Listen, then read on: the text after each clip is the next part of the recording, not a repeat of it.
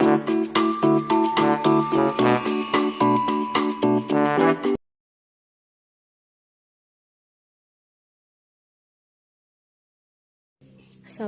teman-teman, perkenalkan nama saya Amelia Sarah Silviani, mahasiswa Gizi semester 2 dari Universitas Islam Alia Kuningan. Dengan saya di sini, saya akan memenuhi tugas dari mata kuliah Sosiologi Antropologi Kesehatan dengan dosen pengampu Ibu Esi yang terhormat. Saya akan mereview kembali materi Sosiologi Antropologi Kesehatan pada hari ini tentang kebudayaan, unsur kebudayaan, dan nilai budaya masyarakat, serta konsep makan dari sudut pandang budaya. Nah, definisi kebudayaan sendiri itu apa sih teman-teman ya? Jadi, kebudayaan ini adalah keseluruhan sistem gagasan, tindakan, dan hasil karya manusia dalam kehidupan masyarakat yang dijadikan milik diri manusia dengan belajar. Kemudian unsur kebudayaannya saya mengambil dari menurut Bapak Coulson, beliau mempunyai membagi unsur kebudayaannya itu ada 7. Nah, yaitu unsur kebudayaan yang pertama ada peralatan dan perlengkapan hidup manusia. Perlengkapan manusianya itu seperti apa sih? Yaitu ada pakaian, perumahan, alat-alat rumah tangga, alat-alat produksi, transport, dan masih banyak lagi. Kemudian unsur kebudayaan yang kedua, ada mata pencaharian hidup dan sistem-sistem ekonomi ya. Jadi sistem-sistem ekonomi ini seperti pertanian, peternakan teman-teman, kemudian sistem produksi, sistem distribusi, dan masih banyak lagi. Kemudian unsur kebudayaan yang ketiga, ada sistem kemasyarakatan. Sistem kemasyarakatan ini meliputi sistem kekerabatan, organisasi, politik, sistem hukum, sistem perkawinan. Nah, itu. Kemudian unsur kebudayaan yang keempat ada bahasa. Nah, bahasa ini dibagi 2 teman-teman. Ada bahasa secara lisan dan secara tulisan gitu. Kemudian unsur kebudayaan yang kelima yaitu kesenian. Kesenian ini meliputi seni rupa, ada seni suara, seni gerak, dan masih banyak seni lainnya.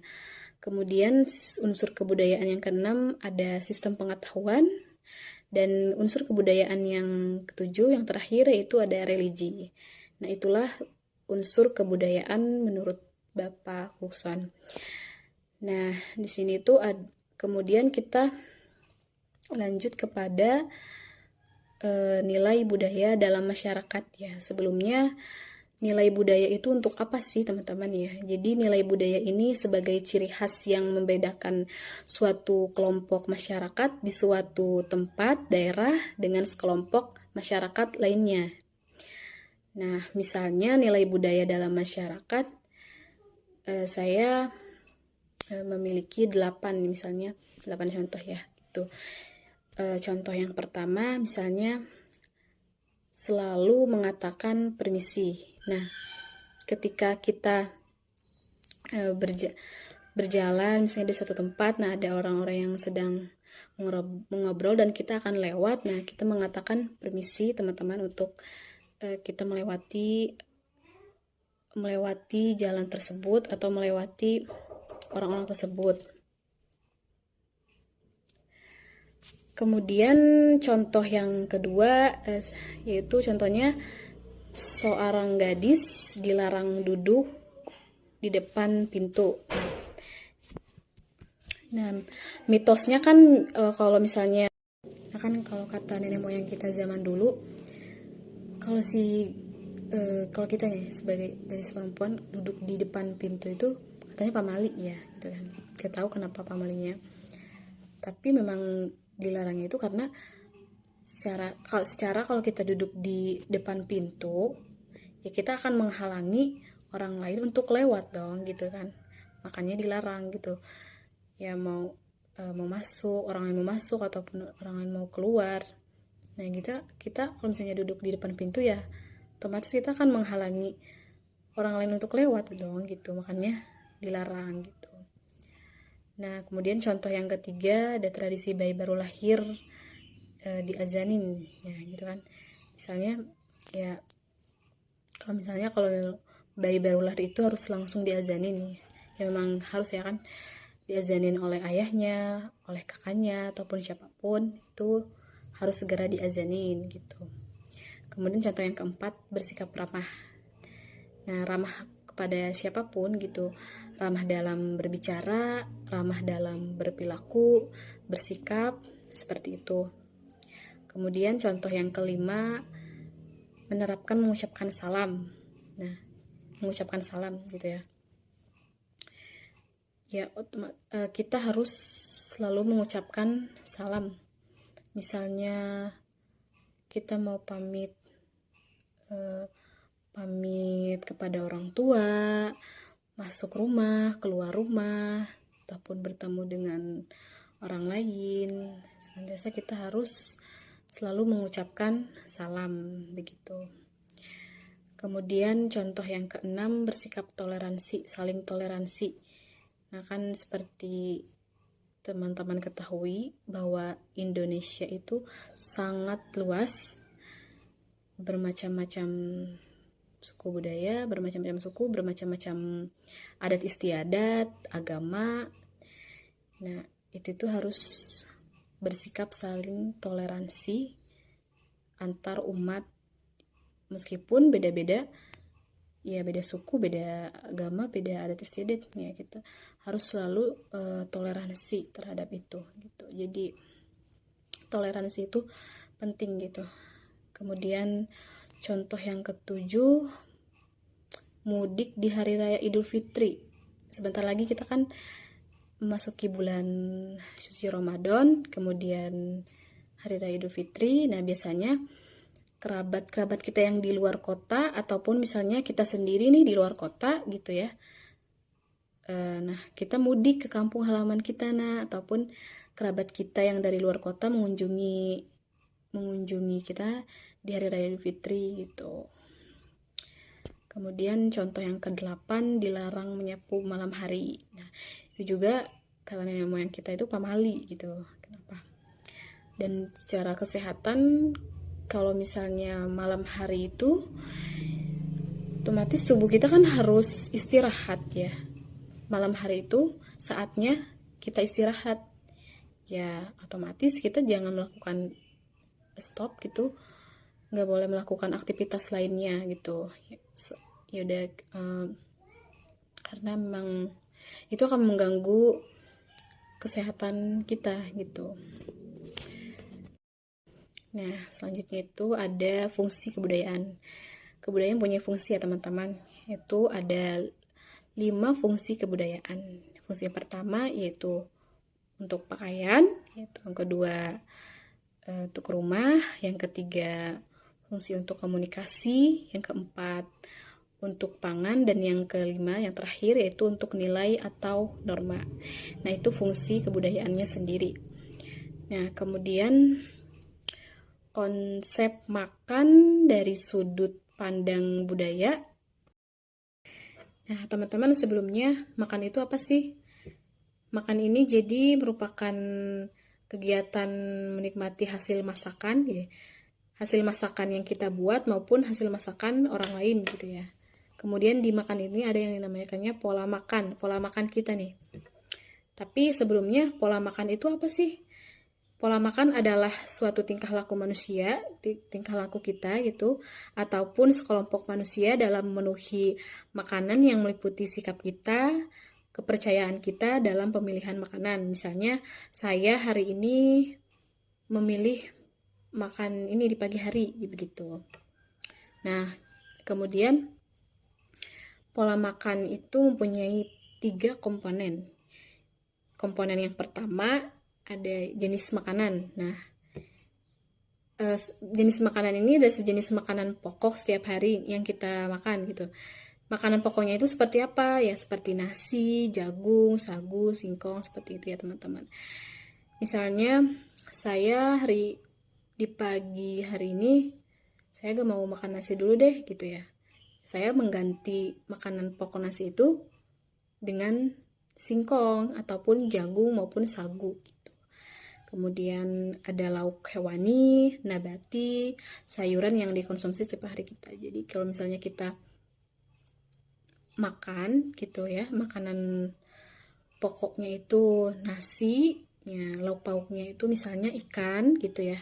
Kemudian juga ada sayuran, nah itu pelengkap makan kita di pagi hari maupun di sore hari maupun di siang harinya gitu.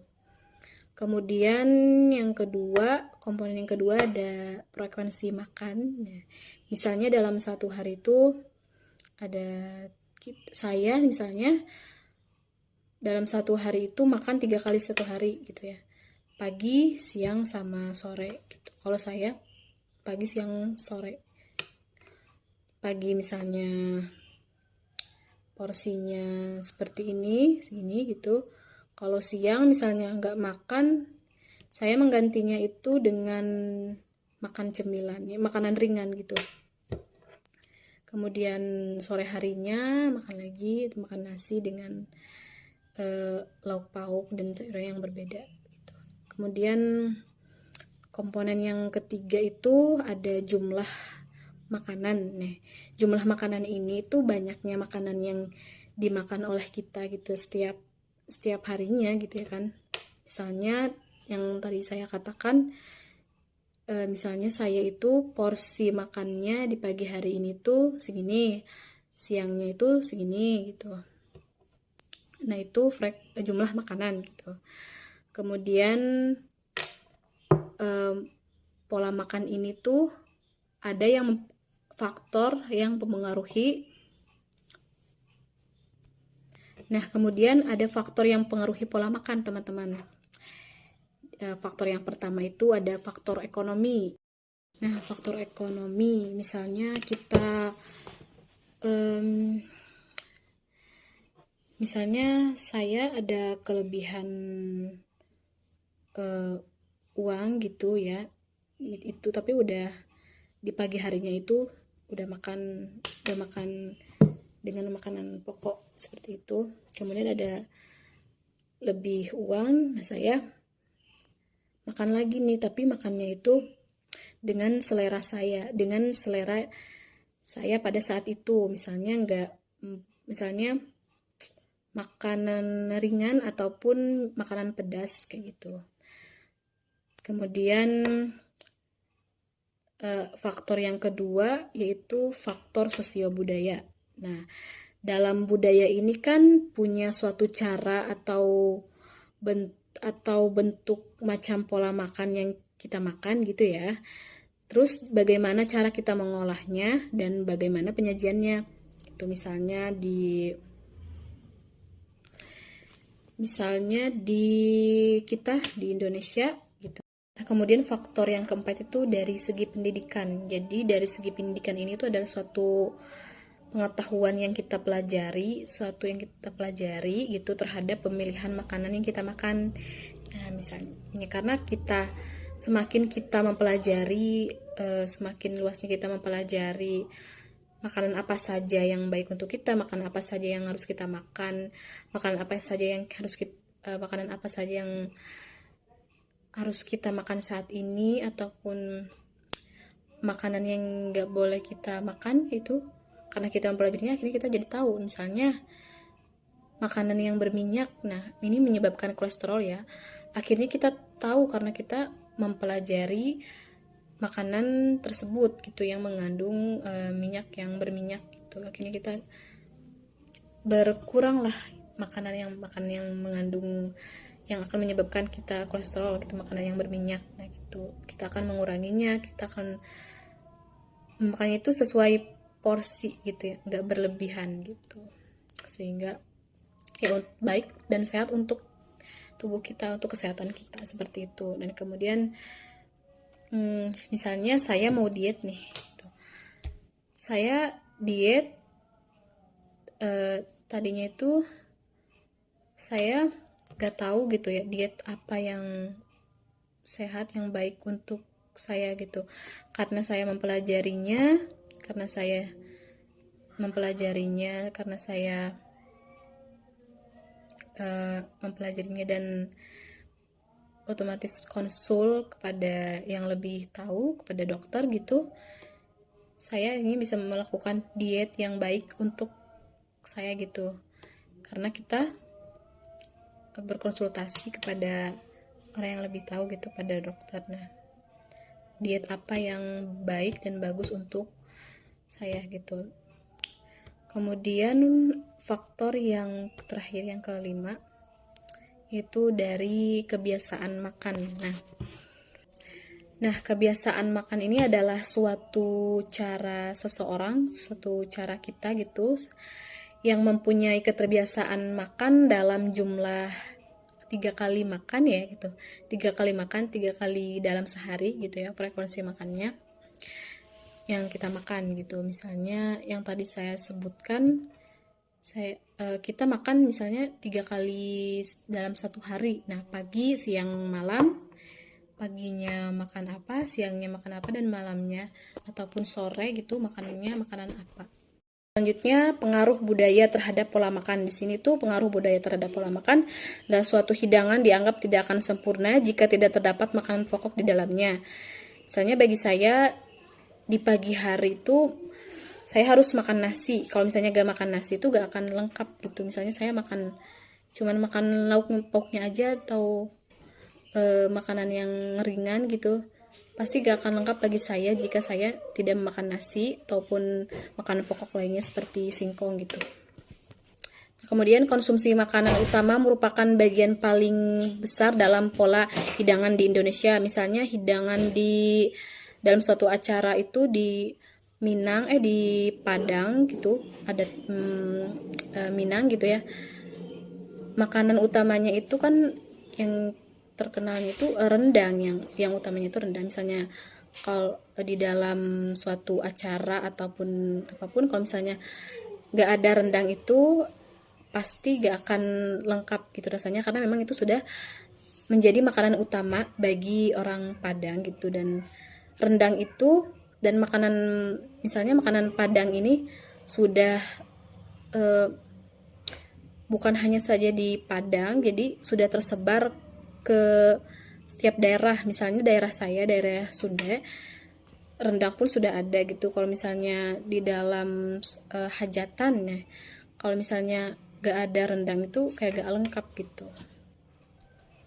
Dan harus selalu ada makanan utamanya seperti itu. Kemudian makanan sebagai simbol budaya. Nah, misalnya di negara Indonesia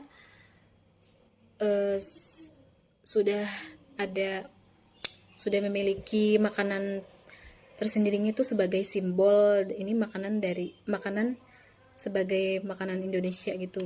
Jadi makanan ini tuh sebagai simbol negara Indonesia, maupun misalnya di negara lain memiliki makanan sebagai simbol negaranya seperti itu. Dan kemudian memahami budaya melalui makanan. Nah, di sini tuh pertama ada makan rutin. Makan rutin itu makan besar bagi kita. Makan besar ini di Indonesia ya, mayoritasnya itu kan nasi gitu ya. Makanan ini itu nasi. Jadi kalau misalnya nasi dengan lauk pauknya itu dinamakan makan besar. Nah, kalau misalnya makanan ringannya itu kayak cemilan kayak gitu itu. Kemudian yang kedua, makanan Indonesia dan Arab Saudi berbeda. Itu jelas masing-masing negaranya itu mempunyai makanan khasnya gitu. Kemudian di Cina, yang ketiga itu Cina, makan dengan sumpit, ataupun Korea dan Cina kalau misalnya makan itu dengan sumpit, kebanyakan dengan sumpit gitu ya. Jarang memakai sendok dan garpu seperti pada umumnya di Indonesia gitu. Kemudian yang keempat, Arab Saudi. Di Arab Saudi ini jika sesudah makan itu ya suka menjilati jari tangannya sehabis makan.